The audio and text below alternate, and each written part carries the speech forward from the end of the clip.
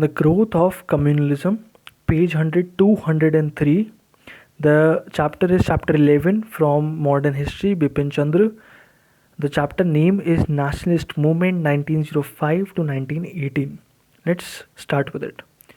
The growth of communalism. Along with the rise of nationalism, communalism also made its appearance around the end of the 19th century and posed the biggest threat to the unity of Indian people and the national movement. Before we discuss the emergence and growth of communalism, it is perhaps necessary to define the term. Communalism is basically an ideology. Communal rights are only on consequences of the spread of this ideology. Communalism is the belief that because a group of people follow a particular religion, they have, as a result, a common secular, that is, social, political, and economic interests. It is the belief that the Indian Hindus, Muslims, Sikhs, Christians form different and distinct communities that, as the followers of a religion, share not only a commonality of religious interest but also common secular interest. That there is and can be no such thing as an Indian nation, but only Hindu nation, Muslim nation, and so on. And that India can therefore only be a mere confederation of religious communities. Inherent in the communalism is the second notion that the social, cultural, economic, and political interests of the followers of one religion are dissimilar and divergent from the interest of the followers of another religion. The third stage of communalism is reached when the interests of the followers of different religions or of different religious communities are seen to be mutually incompatible, antagonistic, and hostile. Thus, at this stage, the communalists assert that Hindus and Muslims cannot have common secular interests and that their secular interests are bound to be opposed to each other. It is not true that communalism was a remnant or a survival from the medieval period. Though religion was an important part of people's lives and they sometimes quarreled over religion, there was hardly any communal ideology or communal politics before the 1870s. Communalism in the modern phenomena, it has its roots in the modern colonial socio-economic political structure. Communalism emerged as a result of the emergence of new modern politics based on the people and on the popular participation and mobilization. It made it necessary to have wider links and loyalties among the people and to form new identities. This process was bound to be difficult, gradual, and complex.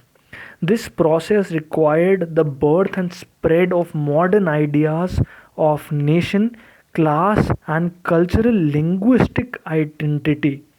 These identities, being new and unfamiliar, arose and grew slowly in the zigzag fashion. Quite often, people use the old familiar pre modern identity of caste, locality, sect, and religion to grasp the new reality and make wider connections and to evolve new identities. This has happened all over the world, but gradually the new, modern, and historically necessary identities of the nation, nationality, and the class have prevailed. Unfortunately, in India, this process has remained incomplete for decades. As for pointed out earlier, India has been for the last 150 years or more a nation in making.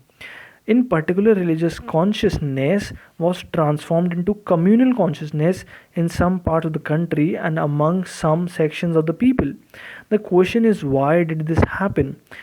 In particular, modern political consciousness was late in developing among the Muslims. As nationalism spread among the Hindus and Parsis of the lower As nationalism spread among the Hindus and Parsis of the lower middle class, it failed to grow equally rapidly among the Muslims of the same class. As we have seen earlier, Hindus and Muslims have fought shoulder to shoulder during the revolt of 1857. In fact, after the suppression of the revolt, the British officials had taken a particularly vindictive attitude towards the Muslims, hanging 27,000 Muslims in Delhi alone.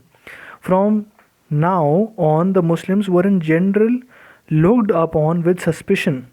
But this attitude changed in 1870s.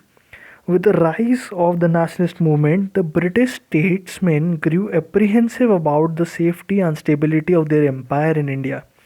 To check the growth of united national feeling in the country, they decided to follow more actively the policy of divide and rule, and to divide the people of along religious lines. In other words, to encourage communal and separatist tendencies in Indian politics. For this purpose, they decided to come out as champions of Muslims and to win over their side Muslim zamindars, landlords, and the newly educated. They also fostered other divisions in Indian society. They promoted provincialism by talking of Bengali domination.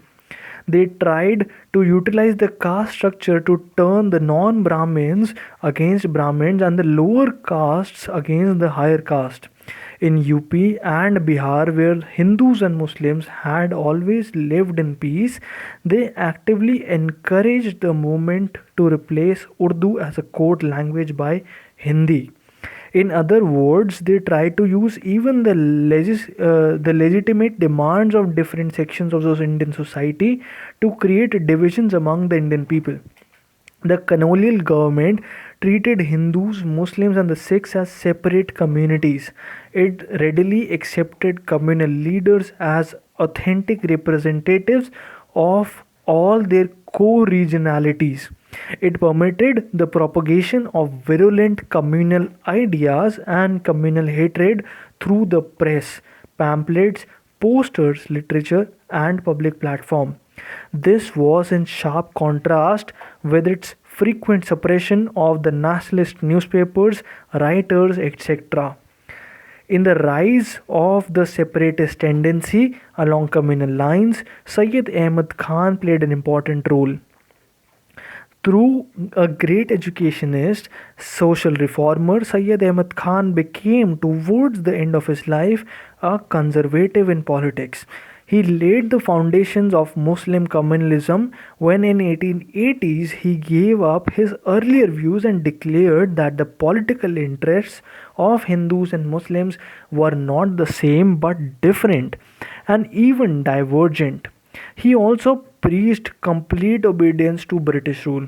When the Indian National Congress was founded in 1885, he decided to oppose it and tried to organize, along with Raja Shiva Prasad of Varanasi, a movement of loyalty to the British rule. He also began to preach that since Hindus formed the larger part of Indian population, they would dominate the Muslims in case of weakening or withdrawal of the British rule. He urged the Muslims not to listen to Badruddin Tayyibji's appeal to them to join the National Congress. Thank you everyone for tuning in. In the next part, we will start with the next paragraph, that is on page number 205, the second paragraph on the left. Thank you everyone for joining in. We'll still continue with chapter number 11 and see you in the next video. Thank you. Do like, share and subscribe the channel for more videos like this, and thank you.